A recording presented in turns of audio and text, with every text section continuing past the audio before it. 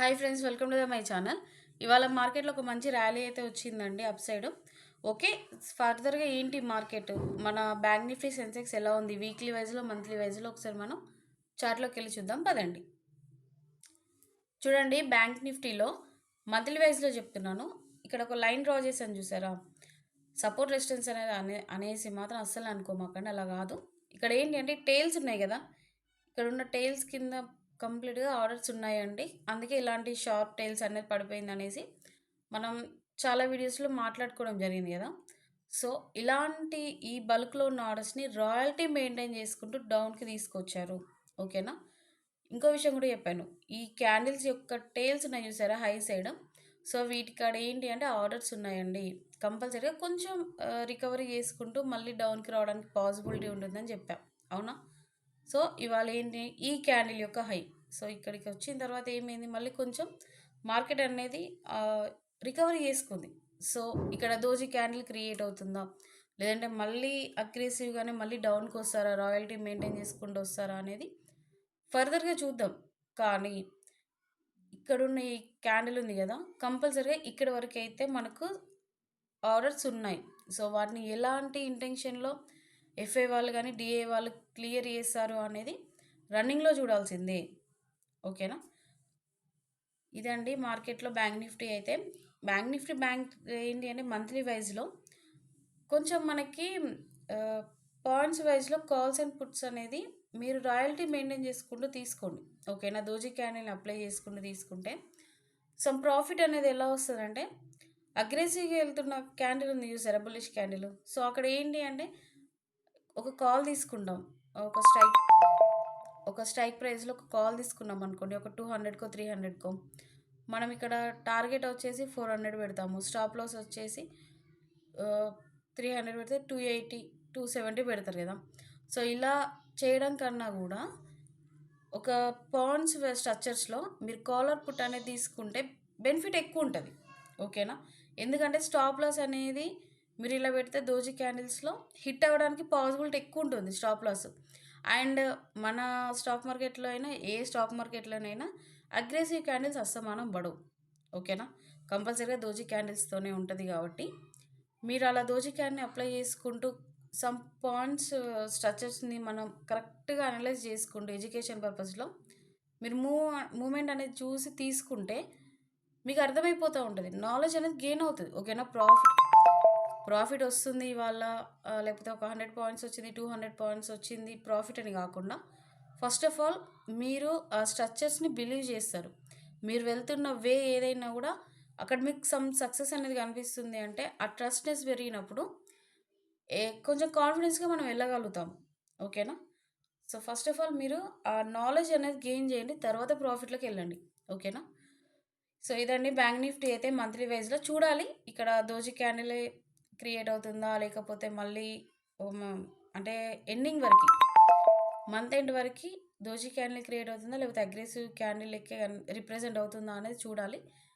కాకపోతే ఈ లైన్ ఉంది చూసారా, ఇన్ కేస్ మార్కెట్ ఈ లైన్కి కొంచెం క్రాస్ అయినా లేకపోతే టచ్ అయినా కూడా కొంచెం మళ్ళీ డౌన్కి వచ్చే పాసిబిలిటీ ఉంటుంది. సో ఇక్కడ చూడండి 49,752. ఓకే. సో ఇక్కడికి వచ్చినాక ఒకసారి మీరు అబ్జర్వ్ చేసుకుంటూ రన్నింగ్లో దోజీ క్యాన్ని అప్లై చేసుకుంటూ వెళ్ళండి. బ్యాంక్ నిఫ్టీలో అయితే ఇదేనండి. ఆల్రెడీ మనకి ఇంకా టైం ఉంది, ఇక్కడ సేఫ్గా ఉంటుంది, మనకు పీస్ ఆఫ్ మైండ్గా ట్రేడింగ్ అనేది చేసుకోగలుగుతాం. ఇప్పుడు వీక్లీ వైజ్లోకి వెళ్ళినప్పుడు ఏంటి అంటే 4 డేస్ 5 డేస్ ఉంటాయి, అందులో ఏమైనా హాలిడేస్ ఉన్నాయో చూసుకోవాలి, మూమెంట్ ఎలా ఉంటుంది అనేది అబ్జర్వ్ చేసుకోవాలి. కొంచెం ఏంటి అంటే టెన్షన్ ఉంటుంది. అదే మంత్లీ వైజ్లో అలా కాదు. మంత్ అంటే ఇప్పుడు ఫస్ట్ నుంచి లాస్ట్ వరకు ఉంటుంది కాబట్టి ఏం కాదు, హిట్ అవుతుందిలే అనే కొంచెం స్కోప్ అనేది ఎక్కువ ఉంటుంది. ఓకేనా. సో దానివల్ల మీరు కూడా హెవీగా స్ట్రెస్ కూడా మీకు తీసుకోవాల్సిన పని ఉండదు ఇక్కడ. ఓకే. Okay fine. ఇప్పుడు సెన్సెక్స్కి వెళ్దాం పదండి. చూడండి, సెన్సెక్స్ వీక్లీ వైజ్లో నేను ఆల్రెడీ చాలా క్లియర్గా చెప్పాను ఈ క్యాండిల్ అప్పుడే ఏమని, ఈ క్యాండిల్ యొక్క లో కట్ అయింది అంటే మాత్రం కొంచెం ఆగండి, ఆగి అబ్జర్వ్ చేసుకుంటూ అప్ సైడ్ వెళ్తుందా డౌన్ సైడ్ వెళ్తుందా చూసుకుంటూ రండి. ఎందుకంటే ఇక్కడ కింద మొత్తం ఆర్డర్సే ఉన్నాయి, బల్క్లో ఉన్నాయి. ఓకే. సో ఇప్పుడు మనకి డౌన్ సైడ్ చాలా పెద్ద టార్గెట్ ఉంది, కాకపోతే అది క్లియర్‌గా ఇక్కడ ఉంది. ఇక్కడ నుంచి కంప్లీట్‌గా రివర్స్ అవుతుంది. లేకపోతే ఇక్కడ కన్సల్టేషన్ చేసి ర్యాలీ తీసుకొస్తుంది అని చెప్పడానికి లేదు. ఓకే. కాబట్టి డౌన్‌లో ఎంతవరకు ఎళ్తున్నారో చూసుకుంటూ వాటిని దోజి క్యాండిల్ అప్లై చేసుకుంటూ మీరెళ్ళండి. ఓకే. వీక్లీ వైస్‌లో డౌన్ సైడ్ కాకుండా అప్ సైడ్ ఏంటి అంటే ఈ క్యాండిల్ యొక్క లో 77,560. ఓకే. ఇక్కడ వరకి మార్కెట్ కొంచెం పాజిబిలిటీ ఉంది రావడానికి. లేదు ఎళ్తుందా మార్కెట్ అంటే చూద్దాం. అది రన్నింగ్‌లో చూడాల్సిందే గదా! ఎందుకంటే మనకి రేపటితోని వీక్లీలో క్లోజ్ అయిపోతుంది క్యాండిల్. ఫర్దర్‌గా ఎటెళ్తుంది అనేది మనం రేపు వీడియోస్ మాట్లాడుకుందాం అప్పుడు. కాపోతే రేపటికి మాత్రం ఇంతే. ఓకేనా? ఈ క్యాండిల్ యొక్క హై వరకు రావడానికి పాజిబిలిటీ ఉంటుంది. ఇంకా అగ్రెసివ్‌గా ఉండి ఎఫ్ఏ వాళ్ళు గాని, డీఏ వాళ్ళు ఇంకొంచెం ఫోర్స్‌గా ఇంకొంచెం మీదికి తీసుకెళ్ళినా గూడా చెప్పలేము. కాకపోతే ఫస్ట్ ఆఫ్ ఆల్ అయితే మన టార్గెట్ అయితే ఇది. ఓకేనా? జస్ట్ ఎడ్యుకేషన్ పర్పస్‌లో మాత్రమే చెప్తున్నాను.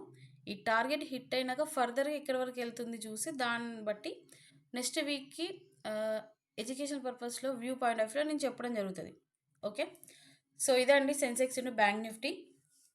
అండ్ ఇంకోటి ఏంటి అంటే మన క్లయింట్స్ కూడా కొంతమంది అడుగుతున్నారు. మేడం సెన్సెక్స్ కన్నా మంత్లీ వైస్‌లో బ్యాంక్ నిఫ్టీ చాలా కంఫర్టబుల్‌గా ఉంది. సో, ఏదన్నా ఇంకో ఫర్దర్ ఇంకొక మంత్లీ వైస్‌లో ఏదన్నా తీసుకుందాం మేడం అనేసి అడిగారు. చూద్దాము అది ఎలా ఏంటి అనేది. ఎందుకంటే ఆల్రెడీ 2 సెగ్మెంట్స్ ఉన్నాయి గదా! వీక్లీ వైస్‌లో ఒకటుంది. మంత్లీ వైస్‌లో ఒకటుంది. మళ్ళీ రిస్క్ ఎందుకు అన్న ఆలోచనలో నేను కొంచెం తగ్గించాను. ఎందుకంటే ఇప్పుడు అన్నిట్లలో మీకు టిప్స్ ఇవ్వాలి అనే మీ వరకు నా కాల్స్ రీచ్ అవ్వాలి అంటే టైం పడుతుంది. ఓకేనా? సో, వీక్లీ ఒద్దు సెన్సెక్స్ ఒద్దు అనేసి అనుకుంటే నెక్స్ట్ బ్యాంక్ నిఫ్టీ కాకుండా ఇంకొక మంత్లీ వైస్‌లో సెగ్మెంట్‌కెళ్దాం. అంతే తప్పించి ఇప్పుడు సెన్సెక్స్, బ్యాంక్ నిఫ్టీ ఫర్దర్‌గా ఇంకొకటి యాడ్ చేయాలి అంటే మాకు ప్రాబ్లమ్ అవుతుందని గాదు. మీరు మాకిచ్చే అమౌంట్ కన్నా గూడా మీ క్యాపిటల్ ఎక్కువ. సో, వాటిని ఎందుకు మల్టిపుల్‌గా పెట్టాలి? ఏదైనా ఒక దాంట్లో మంచిగా ఆపర్చునిటీ తీసుకుంటున్నాం. వీక్లీ వైస్‌లో అయినా, బ్యాంక్ నిఫ్టీలో అయినా.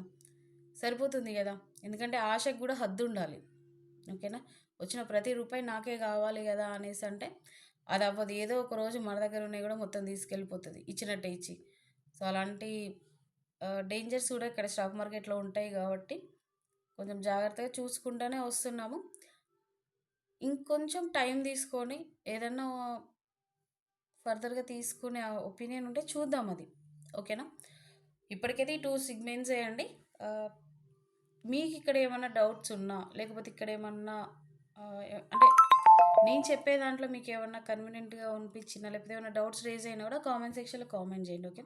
అండ్ మీ సపోర్ట్ అనేది చాలా చాలా ఇంపార్టెంట్ అండి. ఎందుకంటే it's a very genuine content. So, ఇది మీరు లైక్ చేసి సబ్స్క్రైబ్ చేసుకోవడం వల్ల ఇంకొంతమందికి రీచ్ అవ్వడానికి పాసిబిలిటీ ఉంటుంది. స్టాక్ మార్కెట్‌లో అందరినీ నేను చెప్తున్న డైరెక్షన్‌లోనే రావాలి అని నేను చెప్పను. కాకపోతే ఇప్పటివరకు ఎవరైతే లాసెస్ అయ్యే డైరెక్షన్‌లో ఉన్నారో ఎంతో కొంత నా ఛానల్‌లో నేను చెప్పిన కంటెంట్ అనేది వాళ్ళకి హెల్ప్ అవ్వడానికి పాసిబిలిటీ ఉంటుంది. లాసెస్ అనేది ఎంతో కొంత తగ్గించుకుంటారు అనే ఒక నమ్మకంతోనున్నాను. దానికి మీ సపోర్ట్ కూడా నాకు చాలా ఇంపార్టెంట్ అండి.